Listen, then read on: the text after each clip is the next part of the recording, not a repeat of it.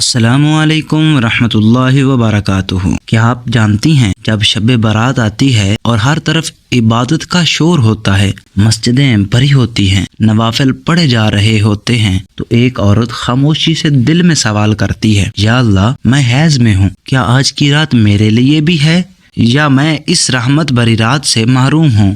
تو آج کی یہ ویڈیو اسی ٹوٹے ہوئے دل کے لیے ہے، اس بہن کے لیے جسے لگتا ہے کہ شاید اللہ اس سے ناراض ہے۔ اللہ تعالیٰ قرآن مجید فرقان حمید کے اندر ارشاد فرماتے ہیں، فیہا یفرق کل امر حکیم، اس رات میں ہر حکمت والا فیصلہ طے کر دیا جاتا ہے۔ اور رسول اللہ صلی اللہ علیہ وآلہ وسلم نے ارشاد فرمایا، اللہ تعالیٰ 15 شعبان کی رات اپنی مخلوق کی طرف متوجہ ہوتا ہے اور مشرک اور کینہ رکھنے والے کے سوا سب کو معاف کر دیتا ہے۔ غور کریں، یہاں مرد یا عورت کی کوئی قید نہیں ہے، یہاں حیض یا طہارت کی کوئی شرط نہیں ہے، یہاں صرف دل دیکھا جا رہا ہے۔ اسلام حقیقت پسند دین ہے۔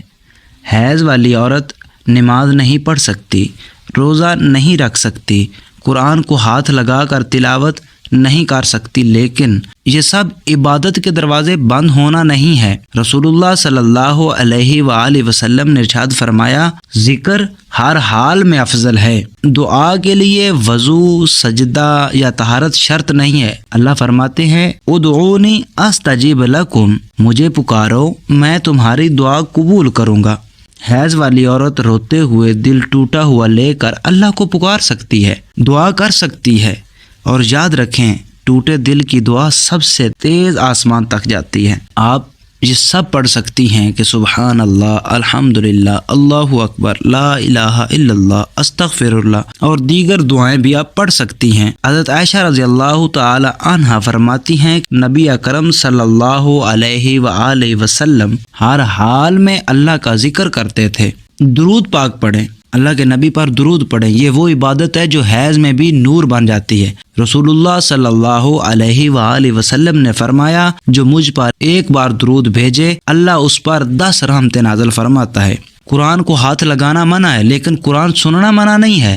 آنکھوں سے آنسو بہائیں، دل سے سنیں، یہ بھی عبادت ہے۔ قرآن پڑھنا سنت ہے، لیکن سننا فرض ہے۔ تو آپ سن سکتی ہیں، ہاتھ لگا کے پڑھ نہیں سکتی تو قرآن کو سنیں۔ شب برات صرف نفلوں کا نام نہیں ہے، اس رات کا مقصد ہے اپنے دل کو صاف کر کے اللہ کے سامنے حاضر ہو جائیں۔ رسول اللہ صلی اللہ علیہ وآلہ وسلم نے ارشاد فرمایا کہ اللہ کینہ رکھنے والے کو معاف نہیں فرماتا۔ اس رات کو جس نے آپ کے ساتھ غلط کیا، کچھ بھی کیا ہے، آپ کو گالی دی ہے، آپ کو تنگ کیا ہے، آپ کو ستایا ہے، اللہ کی رضا کی خاطر معاف کر دیں، دل کو صاف کر لیں، نفرت کو چھوڑ دیں۔ اور سب سے اہم بات، بہنوں ذرا غور سے سننا، حیض ناپاکی نہیں ہے، یہ اللہ کا بنایا ہوا فطری نظام ہے۔ حضرت عائشہ رضی اللہ تعالی عنہ فرماتی ہیں، ہمیں حیض آتا تھا، نبی ہمیں ناپاک نہیں کہتے تھے۔ اللہ آپ سے ناراض نہیں ہے، اللہ آپ کو نظر انداز نہیں کرتا۔ آپ بھی شب برات کی رحمتوں میں شامل ہو سکتی ہیں۔ آپ دعائیں کریں، قرآن سنیں۔ آپ نفل نہیں پڑھ سکتی تو کوئی بات نہیں ہے، اب دعائیں تو کر سکتی ہیں،